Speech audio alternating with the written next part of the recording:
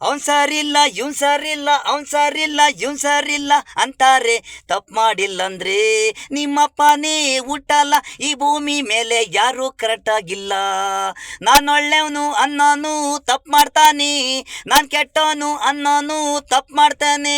ಎಲ್ಲರಿಗೂ ಮಳೆ ಎಲ್ಲರಿಗೂ ಅನ್ನನೇ, ಆಕಾಶ ಮೋಡ ಸೂರ್ಯನು ಒಬ್ಬನೇ, ಬಿಸಿಲು ಬೆಳಕು ಕೊಡೋನ್ ಪ್ರತಿಯೊಬ್ಬರಿಗೆ ಚಂದ್ರನೇ.